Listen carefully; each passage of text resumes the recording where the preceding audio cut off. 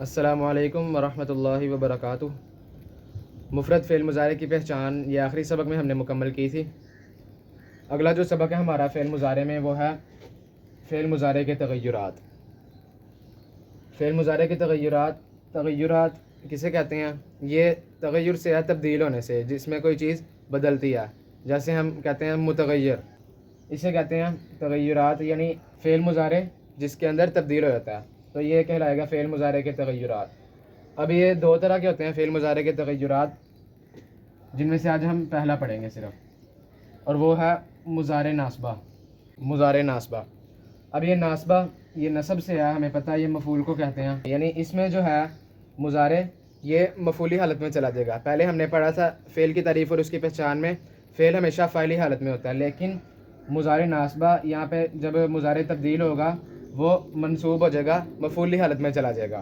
کیسے چلا جائے گا؟ جس طرح اسم کے ناصبہ حروف تھے مشبہ بالفعل انا، انا، کانا، لیتا، لعل، لاکنہ، جن کی مدد سے اسم مفعولی حالت میں چلا جاتا ہے، اسی طرح ناصبہ حروف بھی ہیں کچھ جن کی مدد سے فعل مضارع تبدیل ہو کے منصوب یعنی مفعولی حالت میں تبدیل ہو جاتا ہے۔ تو وہ حروف یہ ہیں ان، لن، اذن، کئی اور حتی۔ ان، لن، اذن، کئی اور حتی۔ یہ کئی جو ہے یہ لام کئی کہلاتا ہے، یعنی یہ لام استعمال ہوتا ہے، یہاں پہ کئی کی جگہ پہ لام استعمال ہوتا ہے۔ کیسے اب مضارع تبدیل ہوتا ہے اس کے اندر ان حروف کی مدد سے، یہ ہم دیکھ لیتے ہیں اس میں۔ مثال کے طور پہ مضارع یفعلو، یفعلو، یفعلو وہ ایک مرد کرتا ہے یا کرے گا، وہ ایک مرد کرتا ہے یا کرے گا۔ اب جب اس میں ہم ناصبہ حرف لگائیں گے، ان کا استعمال کریں گے، تو یہ بن جائے گا ان یفعل۔ یہاں پہ شد کہاں سے آئی؟ یہ تھا ان یفعل، کیوں نہیں آیا؟ کیونکہ یہ تجوید کا قاعدہ یہ ہم نے پڑھا تھا، اگر یا حرف سے پہلے نون ساکن آ جائے تو نون ساکن کی آواز بند ہو جاتی ہے اور یا اپنے اوپر شد لے آتا ہے۔ تو ان یفعل یہاں پہ دیکھیں، پہلے جو تھا فعلی حالت کا اعراب تھا پیش، جو ہم پڑھتے آ رہے ہیں کہ فعل ہمیشہ فعلی حالت میں ہوتا ہے، لیکن یہاں پہ جب ان کا ہم نے استعمال کیا تو مضارع کیا بن گیا؟ ناصبہ بن گیا، مفعول بن گیا۔ اس کا معنی تھا وہ ایک مرد کرتا ہے یا کرے گا۔ اب جو ان کا مطلب ہوتا ہے یہ کہ، ان یہ کہ، تو اس کا معنی بنے گا ان یفعل، یہ کہ وہ ایک مرد کرے، یہ کہ وہ ایک مرد کرے۔ اب یہاں پہ دیکھیں، یہاں پہ دو طرح کی تبدیلیاں آئی ہیں، پہلی اعرابی تبدیلی اور دوسری معنوی تبدیلی۔ پہلی تبدیلی اعرابی تبدیلی کہ یہاں پہ دیکھیں پیش تھی آخر میں، لیکن یہاں پہ ان کی وجہ سے زبر آ گئی۔ اور دوسری معنوی تبدیلی کیا ہوئی کہ اس کے معنی فاعلی حالت سے مفعولی حالت میں تبدیل ہو گئے۔ یفعل وہ ایک مرد کرتا ہے، ان یفعل یہ کہ وہ ایک مرد کرے۔ تو اس طرح یہ ان کی مدد سے جو فاعلی حالت میں تھا وہ مفعولی حالت میں اب چلا گیا، ان یفعل یہ کہ وہ ایک مرد کرے۔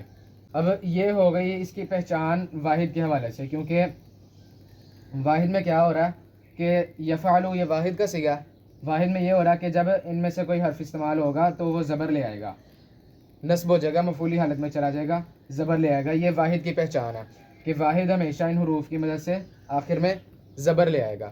لیکن تثنیہ اور جمع کی کیا پہچان ہے؟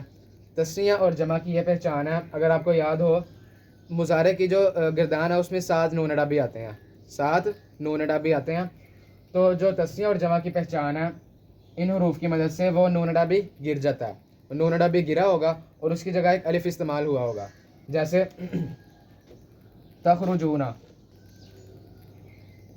تخرجون تم سب نکلتے ہو یا نکلو گے۔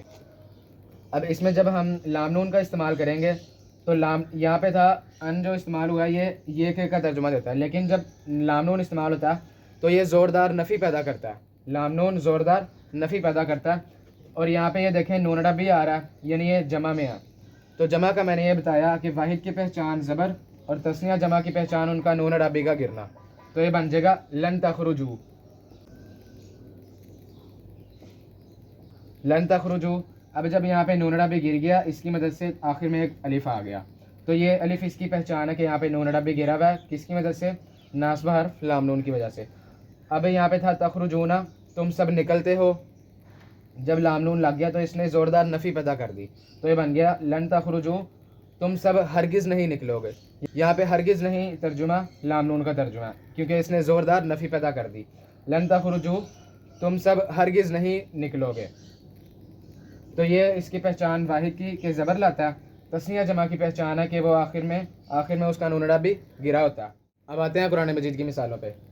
یہاں پہ دیکھیں، یسمعو، وہ سنتا ہے یا سنے گا، اس میں جب ہم ناصبہ حرف استعمال کریں گے، حتیٰ استعمال کرتے ہیں، تو یہ ہے بن جائے گا، یہاں پہ دو طرح کی تبدیلیاں آ جائیں گی، اعرابی اور معنوی، تو بن جائے گا حتیٰ یسمع، حتیٰ یسمع، تو یہ مضارع ناصبہ بن گیا۔ حتیٰ کا مطلب ہوتا ہے یہاں تک کہ، یسمع وہ سنتا ہے، حتیٰ یسمع یہاں تک کہ وہ سن لے، یہاں تک کہ وہ سن لے۔ اگلی مثال ہے یغفرو، وہ بخشتا ہے یا بخشے گا۔ اب اس میں ہم استعمال کرتے ہیں لام کئی کا، لام کئی کا استعمال کرتے ہیں، یہ کئی لام ہی ہوتا ہے، لام ہی آتا ہے شروع میں، تو یہ بن جائے گا لیغفرا، لیغفرا۔ حتیٰ کا معنی یہاں تک کہ، اور یہ جو لام کئی ہے اس کا معنی ہوتا ہے کہ، اس کا معنی ہوتا ہے کہ، یہاں یغفرو وہ بخشتا ہے بخشے گا، لیغفرا کہ وہ بخش دے، کہ وہ بخش دے۔ یہاں پہ ترجمہ ہے کہ یہ لام کئی کا، اور یہ بھی مضارع ناصبہ بنا ہوا ہے کیونکہ اس لام کئی نے اس کو آخر میں زبر دے دیا۔ اسی طرح اگلی مثال ہے یحملون، یہاں پہ یہ جو دونوں تھے یسمعو یغفرو، یہ واحد تھے اس لیے ان کے آخر میں زبر آ گئی، تو اب یہاں پہ جمع ہے یحملون، نون اڑا بھی آ رہا، تو اس کی پہچان کیا ہونی چاہیے؟ اس کی پہچان ہوگی کہ اس کا آخر میں نون اڑا بھی اس کے آخر میں سے گر جائے گا۔ یہاں پہ بھی لام کئی استعمال کرتے ہیں، اسی طرح لام آ جائے گا تو بن جائے گا لیحملو، لیحملو۔ یہ حملہ یحملو تھا باب زواد سے، حملہ یحملو اور یحملون وہ اٹھاتے ہیں اٹھائیں گے، یہ بوجھ کی بات ہو رہی ہے، وہ اٹھاتے ہیں اٹھائیں گے۔ تو اب جب یہاں پہ لام کئی کا استعمال ہوا، لام کئی یہاں پہ شروع میں لگ گیا اور آخر میں نون اڑا بھی گر کے الف آ گیا، لیحملو، یحملون وہ اٹھاتے ہیں اٹھائیں گے، لیحملو کہ وہ اٹھائیں، لام کئی ہے کہ، لیحملو کہ وہ سب اٹھائیں۔ یہ تین مثالیں ہیں، اس کے علاوہ چوتھی مثال بھی ہم دیکھ لیتے ہیں، لا تنالوا البر حتى تنفقوا، لا تنالوا البر حتى تنفقوا، یہ تھا تنالون اور یہ تھا تنفقون۔ تنالون تم پہنچتے ہو پہنچو گے، تنفقون تم خرچ کرتے ہو یا کرو گے۔ اب ان دونوں کے شروع میں ناصبہ حرف استعمال ہوا، یہاں پہ لام نون استعمال ہوا اور یہاں پہ حتیٰ استعمال ہوا، تو یہاں پہ تھا یہ بن گیا لن تنالوا البر، ہرگز نہیں، کیونکہ اس نے زوردار نفی پیدا کی، ہرگز نہیں تم پہنچ پاؤ گے، ہرگز نہیں تم پہنچ پاؤ گے، البر نیکی کو، البر نیکی کو۔ یہاں پہ تنالون تھا، یہ الف ہمیں بتا رہا نون اڑا بھی گرا ہوا ہے، ہرگز نہیں تم پہنچ پاؤ گے البر نیکی کو، حتیٰ تنفقوا، یہاں پہ لام نون بھی استعمال ہو گیا اور حتیٰ بھی استعمال ہو گیا، نیکی کو حتیٰ تنفقوا یہاں تک کہ تم خرچ کرو۔ یہاں پہ بھی تنفقون تھا، آخر میں الف آ گیا، نون اڑا بھی اس کا مطلب گرا ہوا ہے، حتیٰ تنفقوا یہاں تک کہ تم خرچ کرو، لن تنالوا البر حتیٰ تنفقوا ہرگز نہیں تم پہنچ پاؤ گے نیکی کو یہاں تک کہ تم خرچ کرو۔